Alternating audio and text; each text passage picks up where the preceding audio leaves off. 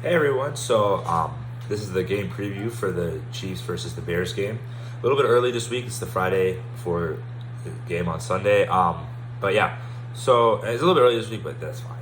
I'll still be here to cover the game on Sunday. Just busy tomorrow. So let's talk about this Chiefs game coming up. A lot of storylines surrounding mostly the Bears this week, but there's some Chiefs news. Started off early this week actually. Let's just get right into it with, I think on Monday or Tuesday it was announced Patrick Mahomes got like his contract restructured. Basically, they're pumping in a lot more money in the next 4 years and a lot less money after 2026, I think. So 2023 season, 2024, 2025, and 2026 season all get more money. Then after that, the cap is reduced and they will revisit the deal after that. Basically, Mahomes is getting severely underpaid. You kind of have to adjust the contract. The length of the contract didn't change. He's still signed for I think 9 more years. He's going to be a Chief. Don't worry about him leaving the Chiefs. It's probably not going to happen. I wouldn't say definitely because we saw Tom Brady, but the contract is the same length, just more money in the earlier part, just to make it seem like, over 4 years he gets 260 million or whatever stupid thing he got, some crazy number. Not 260, 210. I think around 210 million in over 4 years, which is the highest 4-year span for any quarterback or any player other than Joe Burrow or something like that. So, they just had to up his contract, make it seem a little bit better. A lot of the quarterbacks were lagging behind just because, Patrick Mahomes makes this much money. He's making that much money. Why should you be making that much money? So, as a favor to other quarterbacks, just NFL market, this had to happen. It opened up some Chiefs cap room this year. Obviously, it's going to increase some cap hits in the next few years, but it does allow them for more flexibility if they do want to do that restructure thing that they always do where they spread out the money into the future years. So, yes, it does seem like he got more money, but I think overall the money has stayed the same. Maybe when they revisit it in 2026 or after the 2026 season, he will get more money overall, but he deserves it. Nothing much you can do. He took a team-friendly deal for 3 years. The Chiefs got a Super Bowl out of it. It worked out well. He's going to get paid. The Chiefs keep a pretty good roster. I think the cap is going to increase every year. It isn't really the quarterback contract that's this long doesn't really affect anything too much. As that contract, if it happened the past 4 years, would have less of an impact than the next 4 years because the cap is increasing every year. So in that sense, a lot of people are worried about the Patrick Mahomes deal. Maybe he's being greedy. Not that he just had to get paid. Up that contract. It was going to happen eventually. It happened right now. So that's what happened early in the week with the Chiefs. Not that much else. There was Travis Kelce and Taylor Swift dating rumors. That didn't really have anything to do with football, so we're not really going to cover that. But the Bears had a lot of news this week. So the defensive coordinator didn't go to the game last Sunday, and the head coach Matt Eberflus called the defensive plays last game instead of the defensive coordinator. And then on either Monday or Tuesday morning, the defensive coordinator resigned for personal and family reasons, something like that. The news came out then the news came out that the defensive coordinator's house was raided by the FBI, and then some rumors started that the Halas Hall, or basically where the Bears training facility is, they also got raided by the FBI. All these crazy rumors about what happened with the Bears just came out. But the only thing that we know for sure is the defensive coordinator has resigned, and then there was an FBI raid at his home. So he won't be coaching this week. I know I was seeing the players were also kind of curious about what happened. It's something that'll probably come out eventually, probably not this week. So, but the Bears won't be without their defensive coordinator, and we'll talk about it in a second. But I don't think that matters too much. But so, and then supposedly last night they lost $100,000 worth of equipment in a robbery. The Bears are just going through it, having a bad start to their season. This week has just not been good for them. Hopefully the Chiefs can capitalize that, make it even worse for them. But yeah, we can talk a little bit about this game. Oh, another thing that happened with the Bears. Justin Fields blamed the coaching for him being robotic and thinking too much in the pocket. It was just a question what could be making you less instinctive this year, more careful. It's kind of the coaching. He just said something like that. They kind of just took it and ran with it. He's blaming the coaching for all of his failures.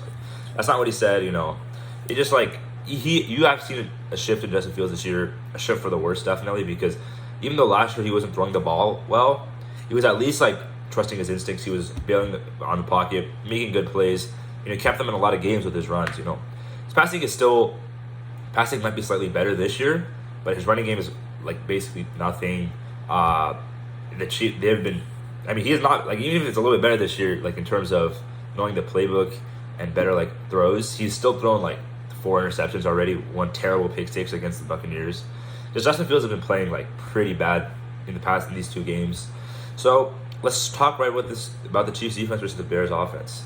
So Chris Jones came back last week, instantly bullied Anton Harrison, the Jaguars right tackle, because their right tackle moved to left tackle after left tackle is suspended for using performance enhancing drugs. So Chris Jones, bullied basically a rookie right tackle last game. Now he's coming back. 2 offensive lines given up I think the second most sacks this year, and the most sacks by a huge margin the last 3 years. So, and then the Chiefs came back, and the Bears come into this game, with Justin Fields playing pretty poorly, not doing well on blitzes. He can't really read the field well right now. He's taking a lot of time. It's been a lot of discussion about that. He's taking a lot of time in the pocket. Can't really see open receivers. If you blitz him, he can't really pick it up. You can get a lot of sacks on him. He's not escaping the pocket as well as he was past last season. So the Chiefs defense, and especially the pass rush, should be able to do really good in this game. Bears really only have one notable threat. It's just DJ Moore. Chase Claypool, we all saw what he did in week 1, that horrible, piss-poor effort he gave.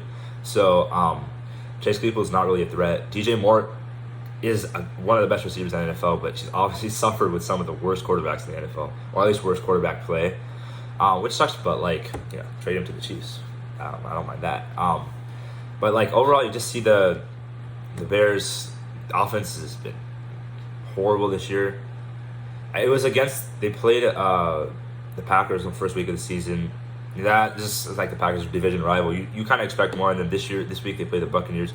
So there's 2 pretty good defenses, but the Chiefs' defense has been playing top 5 this season so far. That's been 2 games, but they've been playing really great.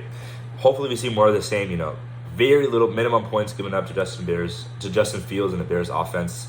A lot of pass rush. What did happen this week is that Nick Bolton is out. I think for either a hamstring injury or something like that. A lot of Chiefs were injured this week. I think Kadarius Toney, Nick Bolton, Richie James. L'Jarius Sneed is always limited because of his knee issue. But I know Nick Bolton and Richie James are going to be out for this game. So Nick Bolton especially is a big loss because you don't really have the starting Mike linebacker anymore. That's pretty important. But the Chiefs have been training Leo Chenal, Drew Tranquill in that role. They have great athletes in the linebacker room. Leo Chenal and Drew Tranquill have been playing amazing the first 2 weeks of the season. I'm not too worried about Nick Bolton being out of this game, but because it's the Bears offense. You want to see him back. Hopefully he'll be back by the next game. But yeah, so the Chiefs linebackers should be flying to the ball in this game. Chiefs DBs have been playing great. So overall, this is not the Chiefs defense doesn't need a get right game. They've played 2 good offenses and they've done great. They just need to continue that trend. Who does need a get right game is the Chiefs offense, and they should have it against a pretty depleted Bears team. It's already the 3rd week of the season. They have their starting one of their best players on defense already injured, Eddie Jackson. He's doubtful to play in this game. Probably not going to play. They have a defensive end who got injured yesterday. He's out for this game. So they don't really have much of any defense. You would say that. The Bears are one of the worst teams in the NFL. They were the worst team in the NFL last season. One of the worst right now. I think second. I don't know. I'm not entirely sure what their ranking is. Either first or second worst in the NFL. So Chiefs offense really shouldn't have any difficulty playing against this Bears defense. But then again, it's the Chiefs offense. The Chiefs, they have weird games. Really, really weird and annoying games. It seems to help them in the playoffs. You play close games, you get into it. But the Chiefs should be able to stomp this team. Not really much to preview because there aren't any key matchups. The Bears don't really have anyone notable on their team who's playing at least. They have Jaquan Brisker, a good safety. They have the cornerback, I forgot his name, who was in the same draft class as L'Jarius Sneed, kind of compared to L'Jarius Sneed. Other than that, they don't really have much of anyone that you would really be worried of going up against. The Chiefs should be able to take it to them. Should being the key word. And yeah, so I do think the Chiefs win this game. Most people think it could be a trap game. It could be a close game. I don't really see that. I think the Chiefs win by at least 2 scores in this game. Cover the spread. Please cover the spread. I don't want this to be a stressful game, but yeah, I think the Chiefs win 31-14 or 31-17 or something like that. So yeah, that's it for this preview, and I'll see you when hopefully the Chiefs win.